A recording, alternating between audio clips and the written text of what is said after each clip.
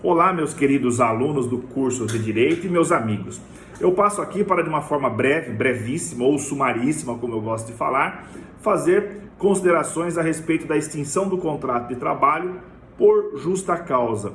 Quando se fala em extinção do contrato de trabalho por justa causa, ela pode ser por culpa do empregado, que deu causa à extinção do contrato, ou por culpa do empregador, que deu causa à extinção do contrato, que é a dispensa do empregado por justa causa, um termo até pejorativo, que você parece que joga o empregado fora, né? Dispensa com uma coisa, como entende o professor Jorge Luiz Souto-Maior, ou a culpa do empregador, que seria a rescisão indireta, a extinção do contrato de trabalho por culpa do empregador.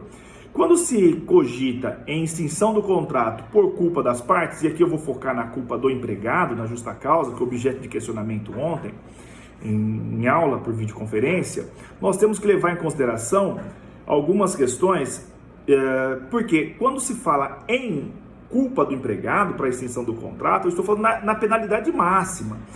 Nós sabemos que existem formas de advertência do empregado quando ele pratica uma conduta não conforme com o desenvolvimento das atividades da empresa ou do empregador, não necessariamente uma empresa.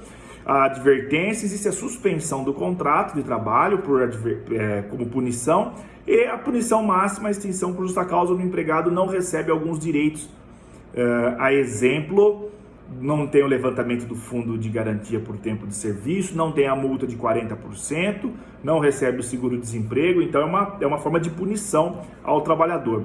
E eu vou chamar a atenção que vou desviar um pouco o olhar para fazer a leitura de um trecho de um escrito meu a respeito dessa temática. O fundamento para a extinção por justa causa deve guardar uma relação muito forte, né, ou fiel à realidade dos fatos, e quando se fala em realidade dos fatos para a extinção do contrato, nós temos que levar em consideração que entre o empregado e o empregador existe uma coisa chamada fidúcia, a confiança em que o empregador tem no empregado e o empregado no empregador para o desenvolvimento de uma relação jurídica contratual, que é a relação jurídica contratual de emprego. Pois bem, a extinção do contrato, quando o empregado pratica um ato que o empregador entende que ele é culposo, ele tem que observar dois requisitos importantes. Uma questão é a taxatividade. Há previsão normativa para a extinção do contrato de trabalho por culpa do empregado. Não se discute mais no direito brasileiro a necessidade de observar a taxatividade, ou seja, o rol de condutas colocadas no sistema normativo, pelo sistema normativo positivada, a exemplo do artigo 482 da CLT, que tipifica os atos faltosos do empregado, e o 483 tipifica os atos faltosos do empregador. Então é unânime o posicionamento doutrinário que esse rol é taxativo e não meramente exemplificativo. Deem uma olhada nesses dois artigos hiper importantes. O contrato de trabalho, a jurisprudência que domina do Supremo Tribunal Federal brasileira é de que é um direito potestativo do empregador por fim ao contrato de emprego a qualquer momento. Todavia, a dispensa por justa causa precisa dos motivos tipificados na norma jurídica. Quando se fala nessa extinção do contrato, nós temos que levar em consideração dois elementos, objetivo e subjetivo. Elemento subjetivo é a vontade do empregado em praticar a falta, né? Se o empregado agiu com culpa, negligência, imprudência ou imperícia, ou com dolo, com vontade de praticar o ato faltoso.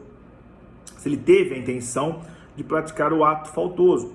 E outro requisito é o requisito objetivo, que leva em consideração o que está posto na norma jurídica. Tá? Está tipificado em lei? Se não estiver tipificado, não há que se falar em extinção do contrato por justa causa. E aí, essa conduta tem que ser uma conduta que abale a fidúcia, a confiança entre empregador e empregado. Pois bem, feita essa consideração sumária, eu passo para uma outra questão. Quando o empregador vai analisar a conduta do empregado, e aí até o mesmo judiciário, quando tem um caso concreto para decidir, ele vai ver o seguinte: entre a falta cometida e a punição, teve uma gradação? Foi proporcional a punição em relação à falta? Foi razoável aquela punição? Existe uma proporcionalidade?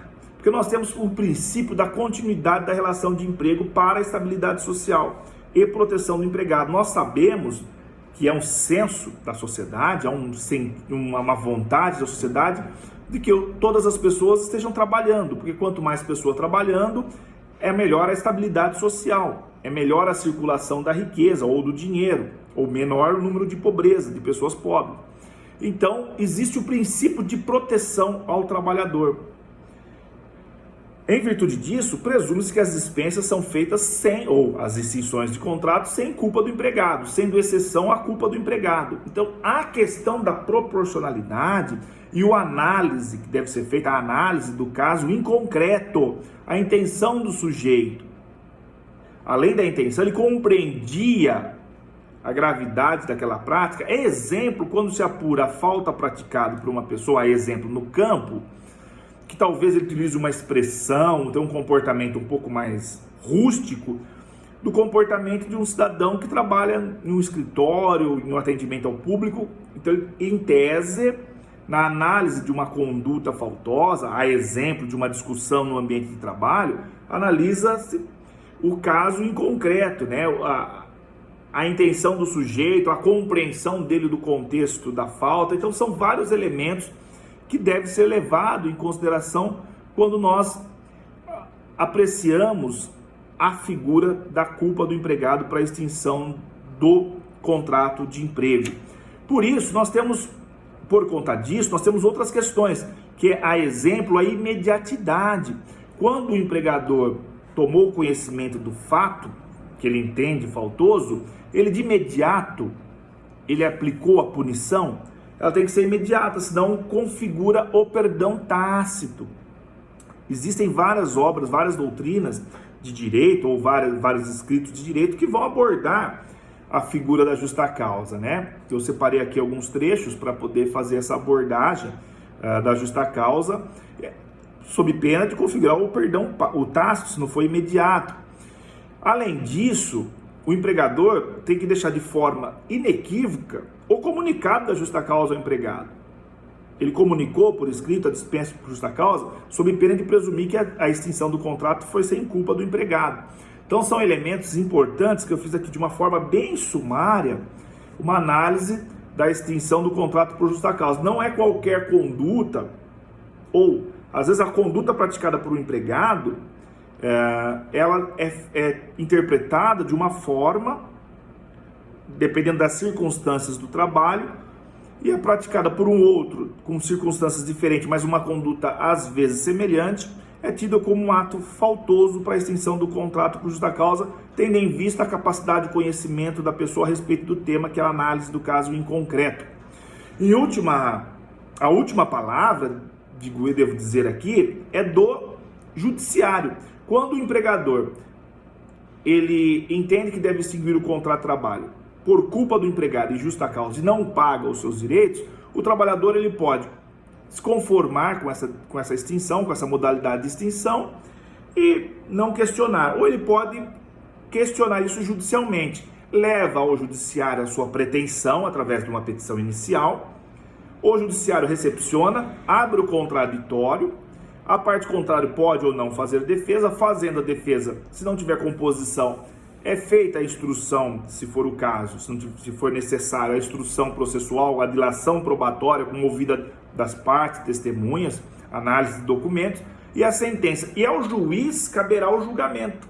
Então é o julgador, o juiz, que vai decidir se é ou não caso para extinção por justa causa. Se ele entender que não é, que existiu, por exemplo, uma desproporcionalidade, não foi de forma imediata, que aquela conduta não é típica, não está tipificada na norma jurídica, ele vai dar uma sentença ao judiciário revertendo a modalidade de dispensa, vou usar essa expressão, né? Entendendo que aquela dispensa não era motivo, a forma de justa causa não era aplicável naquela hipótese, e vai determinar o pagamento das diferenças de salário por uma dispensa sem justa causa. Então são rápidas considerações que eu quero fazer, o que eu faço. Nesse sentido, nós podemos depois, mais para frente, aprofundar esse tema de uma forma com mais método, com mais profundidade. Fica aqui o meu desejo de um bom dia, uma boa tarde, uma boa noite. e reflitam a respeito desse tema muito importante. Até mais.